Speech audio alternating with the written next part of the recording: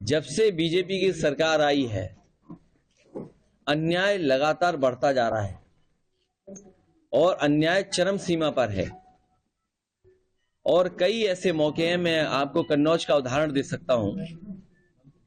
वहां पर सरकार के डिप्टी सीएम, सीएम के माध्यम से लगातार संपर्क रहा।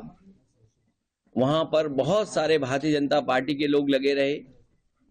एक हत्या हुई, उसके बाद मैंने जिलाधिकारियों को कहा कि अगर हत्या हुई है उसके दोषी आप लोग हैं, प्रशासन है। और ये बात मैंने इसलिए कही कि अगर प्रशासन सही समय पर न्याय दे दे तो घटनाएं नहीं होंगी। प्रशासन पूरा भारतीय जनता पार्टी के इशारे पे काम कर रहा है और कई जिलों में भारतीय जनता पार्टी का पदाधिकारी बन के काम कर रहे हैं।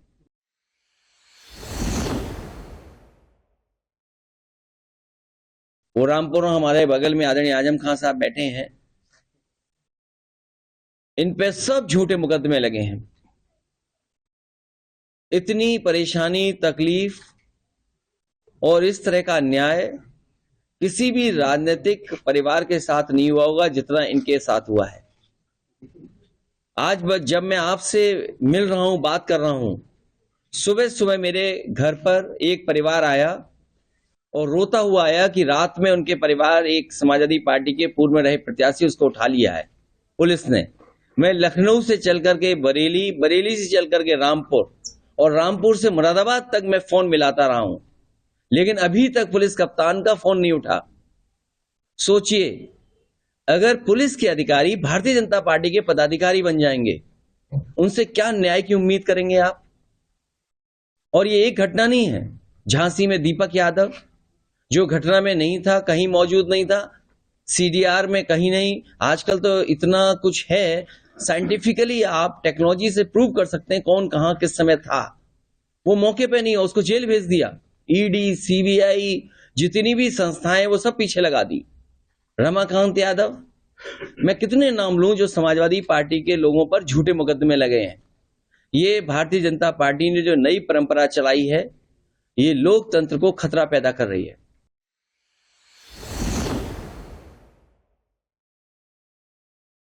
और लखनऊ में जो तैयारी हो रही है इन्वेस्टमेंट की, कम से कम सरकार ये बताए कि पिछली बार इन्वेस्टमेंट कितना आया था जब पहले बार एमओयू हुए थे।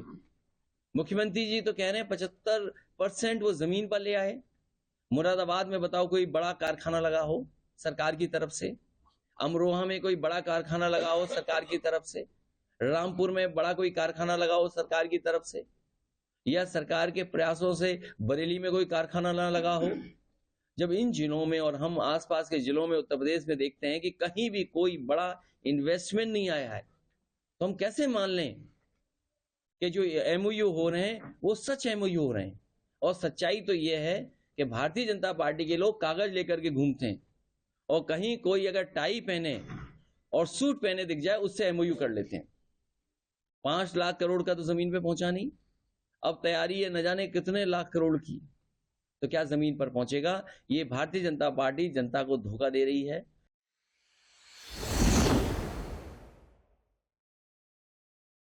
हमारे समाज की 5000 साल से पुरानी लड़ाई है, कोई आज की लड़ाई नहीं है।